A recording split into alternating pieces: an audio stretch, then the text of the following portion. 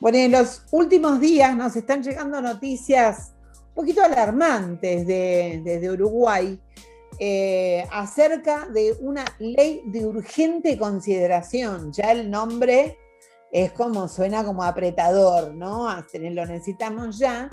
Parece ser que es una ley que es columna central del gobierno de Luis Lacalle Pou y muchas organizaciones están buscando que se derogue a través de un referendo.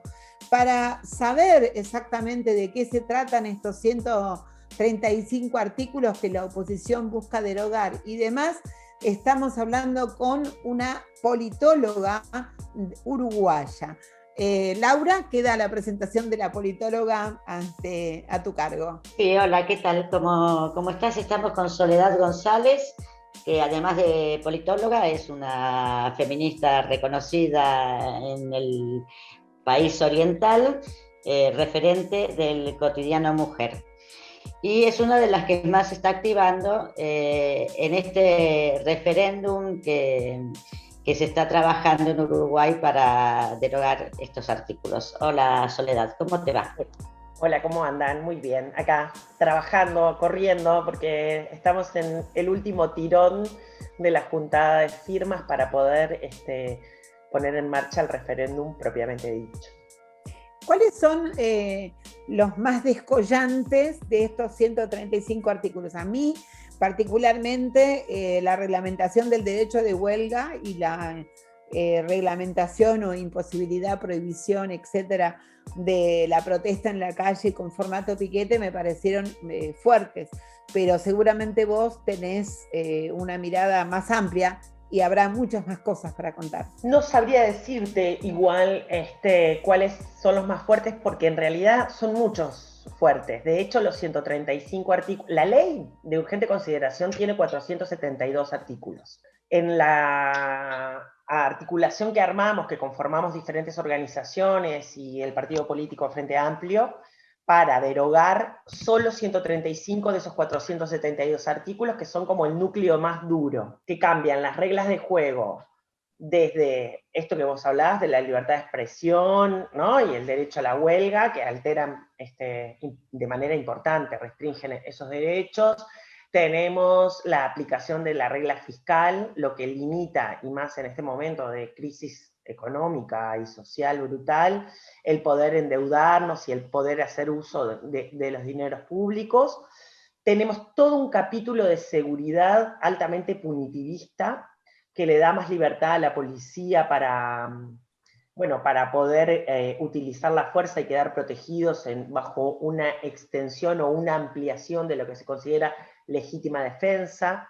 Hay retrocesos también en temas de seguridad que tienen que ver, por ejemplo, con la rehabilitación de presos y presas, en el sentido de que si sos reincidente se te deja de descontar pena por trabajo o estudio, que es una ley que hoy impulsa e incentiva a quienes han cometido delitos a desistir, digamos, de la delincuencia y a reinsertarse en la sociedad, ¿no? Tenemos dos artículos que, a pesar de que afectan a una población muy pequeña, son artículos muy graves que tienen que ver con el régimen de adopción de niños y niñas, que básicamente quita al órgano rector de las políticas de infancia de este país, que se llama INAU, que es el INAU, que es el que está a cargo de tanto seleccionar las familias adoptantes como de ver en qué condiciones están los chicos en calidad de adoptivos para insertarlos en esas familias.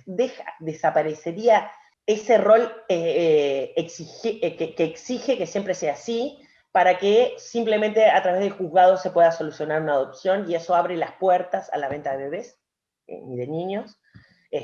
Toda la barra de compañeras que han militado mucho por la Convención de los Derechos del Niño y su adaptación al Código de la Niñez de Uruguay estaba altamente preocupada por esta situación.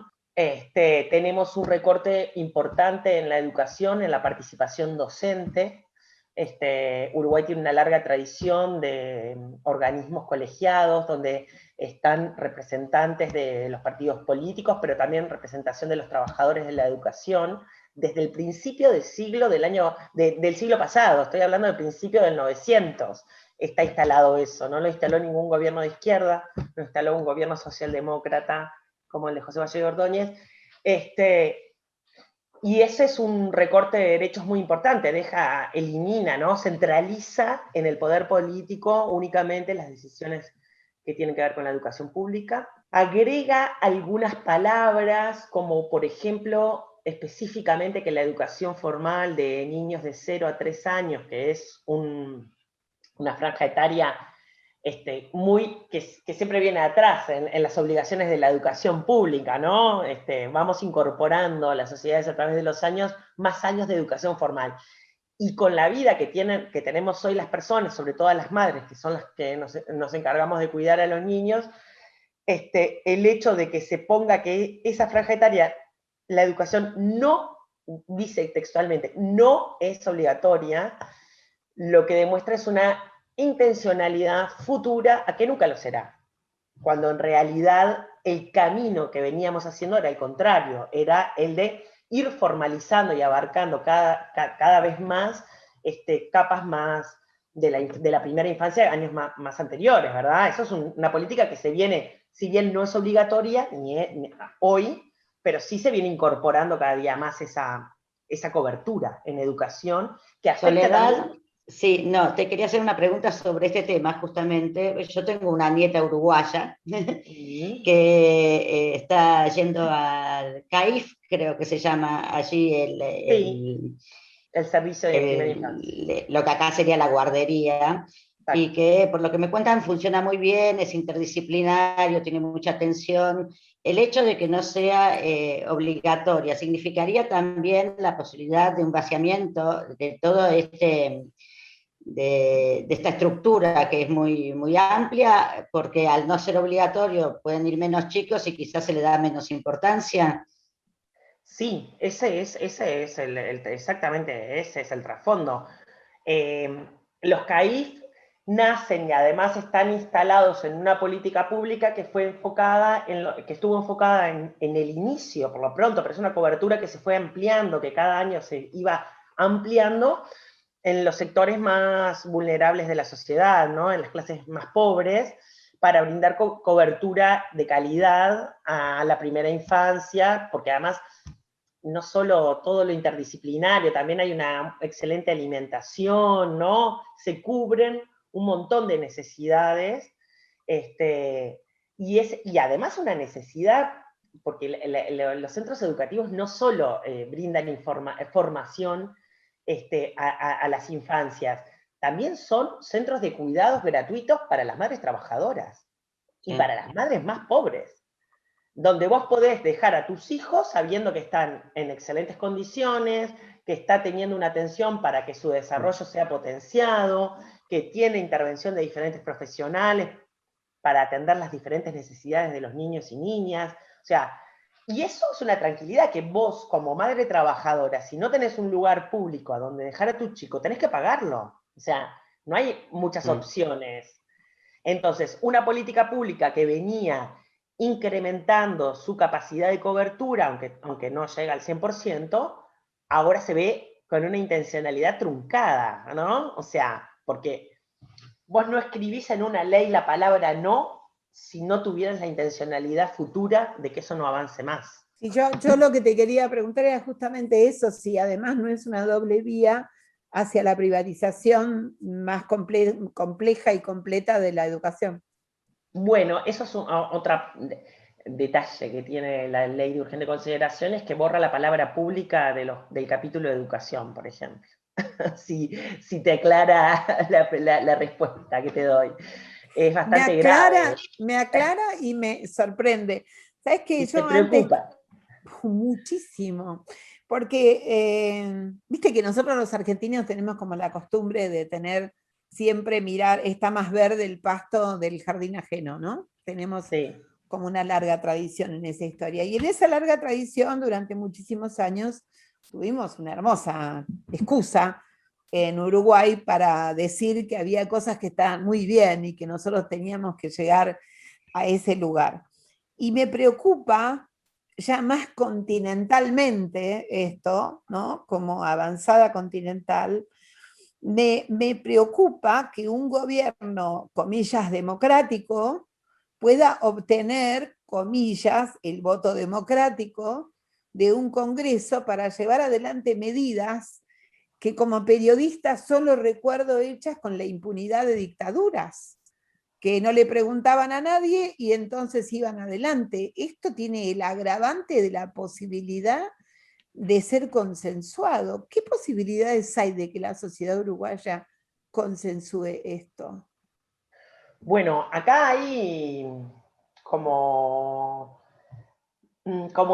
tocaste como me parece que el núcleo más importante o el punto más importante de la pésima utilización de este recurso legislativo que es la ley de urgente consideración, que en realidad es un recurso constitucional que existe para utilizarse excepcionalmente, ¿no? Para haber utilizado, por ejemplo, ese recurso legal para tomar alguna medida excepcional en el marco de la pandemia. Pero esta ley tiene la particularidad de que es un recurso excepcional utilizado para hacer política pública común, porque no hay un solo artículo de esta ley que tenga algo que ver con la realidad de la pandemia, ni uno solo.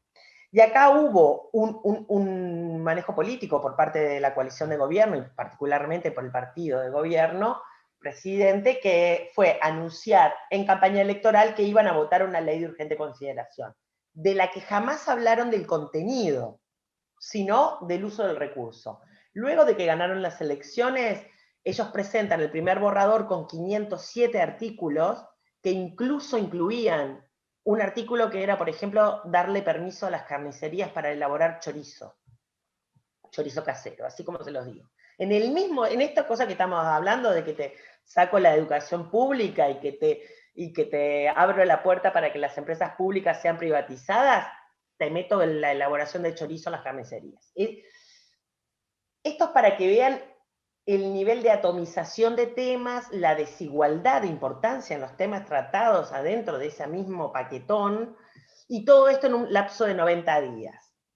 Entonces, ¿qué pasa? Ahí hay un mecanismo antidemocrático, ¿eh? O sea, utilizar este recurso que es legal, y que de hecho no fue declarada inconstitucional, pero sí está pensada. Los constituyentes que elaboraron la última constitución de la República no pensaron para meter en una ley ómnibus que debió ser decenas de leyes particulares analizadas en tiempos parlamentarios normales, de Por meses comisiones específicas, de ¿no? Digo, de separar no solamente la jerarquización temática, sino además de la jerarquización en cuanto a importancia, implicancia y demás, sino saberes.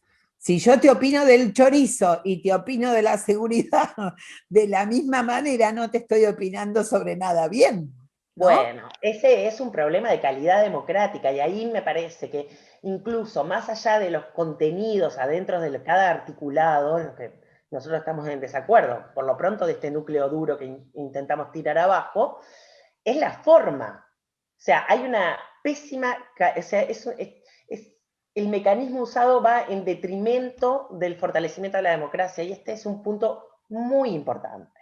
Quizás no sea el punto más marketinero para conseguir firmas de ciudadanos y ciudadanas, pero en realidad es el punto más importante. Puede venir todos los gobiernos, pueden venir cada 5 años gobiernos, en Uruguay los gobiernos cambian cada 5 años, cada 5 años puede venir un gobierno nuevo, sea del partido político que sea y de la ideología que sea, y cambiarte toda la política pública del país en 90 días sin que te enteres y sin capacidad de las sociedades de poder decir, mirá, este tema de la vivienda, estás haciendo esto, pero acá te estás olvidando. Yo uso mucho un ejemplo de en vivienda, porque también metieron toda una reforma en alquileres, que implica que te pueden desalojar en una semana o en un mes. Así. No les quedó nada. No, O no sea, quedó nada. hicieron así como un recuento de lobbies y dijeron, a ver con lo que tenemos que quedar bien. Y los metieron todos, ¿no? Todo lo que tenían alguien apareció a decir, a mí acá me molesta algo, se ve que lo anotaron. Sí, tengo interés en esto. Bueno, dale, va. Más o menos así tiene que haber sido la elaboración del documento base. Y en alquiler yo siempre digo, más allá de que nosotros estamos con la redacción de esos artículos en contra, estoy convencida de que si hubiera habido un proceso normal de elaboración de una ley de alquileres, hubiéramos tenido, por ejemplo, nosotros las feministas, la capacidad de poder decirles, bueno, si van a desalojar a la gente en una semana, por lo menos pongan una salvaguarda para las víctimas de violencia de género. Si hay un caso que vas a desalojar y hay una mujer que tiene una denuncia, déjala inactivar ese recurso. Pero eso habla de la... Por eso, yo creo que si hubiera sido un procedimiento normal, hubiéramos podido ser escuchadas y hubiera podido haberse mejorado algunas redacciones. Eso no termina pasando, porque en realidad nos escucharon 15 minutos, eso, en el medio, nosotras fuimos las feministas a decirles, seguridad, está todo mal, esto acá y allá, atrás venían los de los chorizos a pedir que sí, atrás venían los de los recursos naturales, para ver qué pasa por... Sí, pero todo eso era así, y todo en 90 días. Ahora, Laura, ¿querés? Sí, Laura, dale. Sí, quería preguntar una cosa, porque esta ley fue votada el 8 de julio del año pasado y tiene como plazo para presentar las firmas, que serían 650.000 firmas que necesitan para armar el referéndum hasta el 8 de julio de este año. Es decir, que ahora están haciendo una campaña contrarreloj en la que se ve como medio complicado explicarle a la población los 130 y pico de artículos que tienen que derogar, sobre todo cuando son tan disímiles. Yo voto por el chorizo casero, por ejemplo, claro. Pero bueno, digo, ¿cómo se las están ingeniando? Yo estoy recibiendo muchos posteos de los amigos uruguayos, que hay una militancia muy fuerte, pero el referéndum, así como es una implementación democrática, un logro democrático, ya tenemos experiencia en Uruguay de que no siempre los resultados son los que uno espera. De hecho, el referéndum por el no juicio a los delitos de lesa humanidad fue un desastre. ¿Qué expectativas tienen de poder llegar primero con las 650.000 firmas y después con un referéndum que los apoye? Estamos en este momento a días de tener que llegar a las 650.000 firmas, que en realidad deberían ser 700.000 para estar seguras de que se habilita.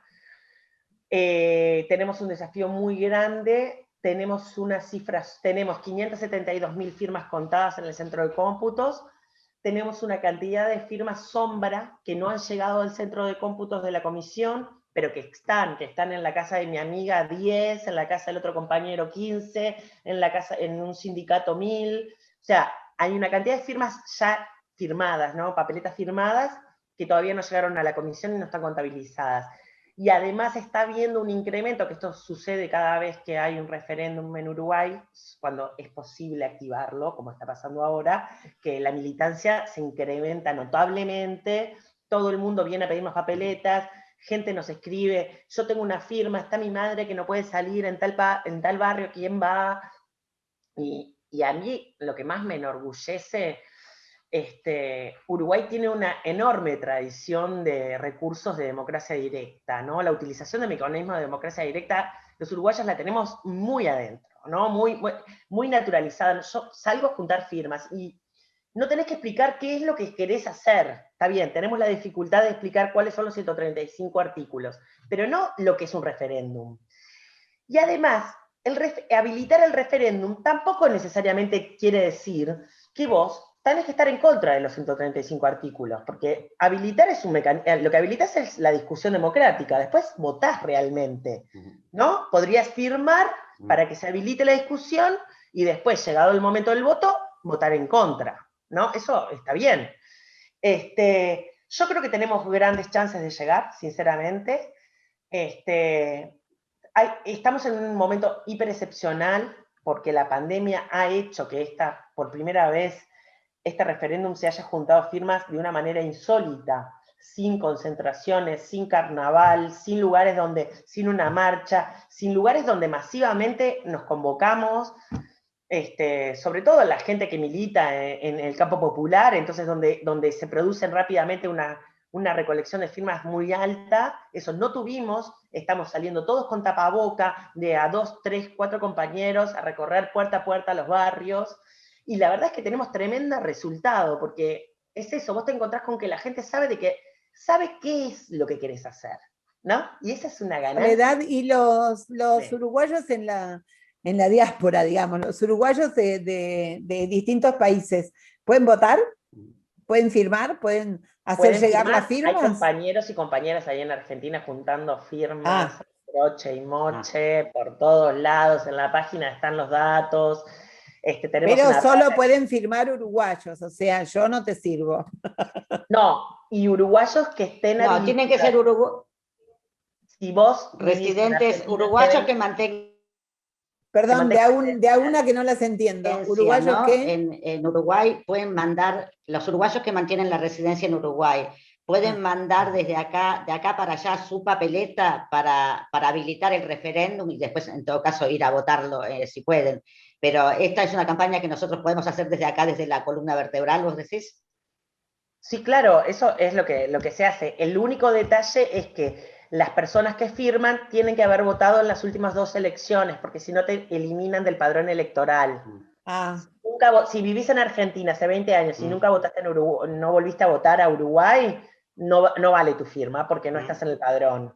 Pero si sos de los uruguayos que vienen todas las elecciones a votar, que hay miles de uruguayos que cruzan a votar en las elecciones, sí, tu firma vale. Y de hecho están mandando miles de firmas los compañeros y las compañeras de Argentina. Acabo de recibir antes de que ustedes me contactaran, mensaje de España, hay en Barcelona 100 firmas, o sea, es impresionante, a mí, de verdad, les digo, me conmueve porque la militancia invisible, este es un referéndum impulsado propiamente de las bases, más que de las direcciones de los movimientos o de la central sindical o del Frente Amplio. Es profundamente promovido por la gente de a pie y que yo creo que sobre todo responde a una cosa como de poner un límite al avasallamiento, más que al contenido específico de los artículos que hablamos. Igual sabes que yo tengo una pregunta para hacerte, quizás como argentina inquieta, ¿no? El año pasado salió esta ley, ¿verdad? Sí.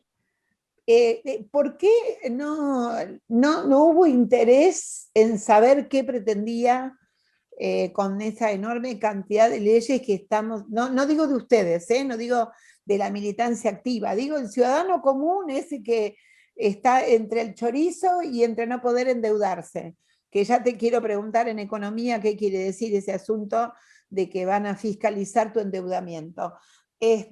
¿Por qué no se preguntó qué situación tuvo la calle Pou, tipo flautista de Hamelin, que tuvieron que salir ustedes a batir el parche tan fuerte porque si no pasaba casi por anomia? La pandemia. Desde el 13 de marzo en este país, que fue cuando se decreta como el ingreso y el comienzo de la pandemia, que los primeros meses, a pesar de que eso después no volvió a pasar, pero sí el año pasado, en los primeros 3 meses, del 13 de marzo a mediados de mayo, hubo un confinamiento voluntario, pero bastante cumplido, digamos, todos estábamos encerrados en nuestras casas, y el 100% de los medios de comunicación y de los temas que tratábamos, ¿no? Copados por el coronavirus. No, o sea, la gente no se enteró, el shock de la pandemia facilitó... Perdóname, la gente es comprensible que no se entere, pero ustedes tienen un partido que se llama Frente Amplio, que gobernó hasta hace un año, que tiene, imagino, cantidad de diputados, aparte de partidos un poco más a la izquierda. Digo, ¿cómo puede ser que ellos no hayan advertido que una ley con casi 500 artículos estaba metiendo en el horno la mitad de la política que ellos mismos habían llevado adelante durante 10 años? Yo no entiendo, digo, yo puedo entender que la gente no estuviese enterada, pero ¿y los políticos qué? Pero no es que no se enteraron, el problema es que lo que no hubo es capacidad para que eso amplificarlo. la pandemia generó una situación de shock bastante importante, ¿no? Quizás nos falta todavía tiempo, perspectiva histórica para ver qué pasó en este año, ¿no? Pero la pandemia lo cubre todo en este país. Bueno, diría, si yo fuera una política oficialista de Argentina, en Sí. este momento, te diría qué suerte que tuvieron, porque acá en Argentina no se cayó nadie nunca, la oposición creció en la grieta de una manera feroz y Pero se han tenido que estar atajando misiles por todos lados porque cualquier cosa que decías era una cuestión discutida. Me pasa lo mismo que a Laura, no puedo entender que realmente no hayan tenido un solo medio de comunicación en donde batir el parche, no. Pero donde lo hicieron no tuvo eco. No. Uruguay primero es muy distinto a Argentina, ¿no? En esa cultura política nosotros tenemos una cosa mucho menos de la grieta, un enfrentamiento menos radical entre posiciones ideológicas diferentes. Tenemos un parlamento que funciona con cierto grado de amabilidad entre las diferentes partidos políticos, por más que estén en lugares parados distintos. Siempre cuento un senador de la República en este momento, Pacha Sánchez, contaba que habían ido a un encuentro del Parlatino y estaba él tomando mate con el de la oposición uruguaya y los argentinos y los venezolanos lo miraban y no podían creer cómo se convidaban el mate y charlaban, porque tenemos una cultura Era para contagiarlo. Era para contagiarlo con el mate. Tenemos una cultura distinta y además pasaron varias cosas y el Frente Amplio le costó como partido político, le cuesta hasta el día de hoy, de hecho, ubicarse en el lugar de oposición. El shock de la pérdida del gobierno fue muy grande para el Frente Amplio. Y esto pasa inmediatamente después y además en medio de una pandemia. Y la actitud primera del Frente Amplio con el gobierno fue de apoyar al gobierno en las medidas de búsqueda de salidas de la situación tanto sanitaria como económica. O sea, el Frente Amplio no necesariamente tuvo una posición de hostigamiento al gobierno solo por ser oposición. O sea, contempló la situación de excepcionalidad. Laura, te dejo la pregunta del cierre porque ya nos están anunciando que se nos acaba el tiempo. Sí, para ver el lado positivo de las cosas, yo diría que uno de los errores que cometió el Frente Amplio en el gobierno fue en parte desarticular toda la militancia de base que tenía ese mismo movimiento, ¿no? Yo he vivido mucho tiempo allá y una de las cosas que se les criticaba era justamente eso. Habían desaparecido las mateadas, por ejemplo. Esas reuniones populares de discusión, etc. Por lo que veo, esta desarticulación que quedó visible durante el gobierno del Frente Amplio, quizás, no sé qué va a ocurrir con esta ley, pero quizás lo que está haciendo es motorizar nuevamente esa militancia de base que siempre estuvo y que en un momento se sintió bastante frustrada por no haber sido escuchada, incluso por sus propios gobernantes. Así que esperemos, damos todo el apoyo desde la columna vertebral. Yo, cuando vos hablabas de papeletas, viví en Nueva Palmira, y vivo recibiendo cosas de tengo la papeleta y no sabía si era la papeleta del voto, ahora me acabo de enterar que es la papeleta de la firma. Así que primero juntemos la papeleta de la firma y después vamos por el voto. Yo no tenemos mucho más tiempo. Te dejo una última reflexión y nos despedimos. No, lo último es que yo creo que si logramos el número de firmas para habilitar el referéndum, esto va a dejar muchas enseñanzas para la sociedad uruguaya toda, para los partidos políticos, para la democracia, y va a ser un ejemplo, ¿no? Esto que decía, va a ser un ejemplo de cómo la sociedad se organiza para detener los avasallamientos antidemocráticos, porque es un avasallamiento antidemocrático. Soledad Y bueno, González, invito a todos los uruguayos y González. uruguayas a firmar. Ahora les iba a pasar cuando Eso, cortemos, dale. yo les paso la placa de los datos de las compañeras allá para que puedan difundir. Perfecto. Soledad González, politóloga feminista uruguaya y desde hoy una de las nuestras, acá en la columna vertebral, y contá con nosotros para hacer esa campaña, porque a mí me dejaste asustada, mira, la verdad que no quiero que le pase eso a los compañeros del otro lado. Así que contá con nosotros para esa campaña. Muchísimas gracias y excelente. que haya suerte. Muchas gracias a ustedes. Chao.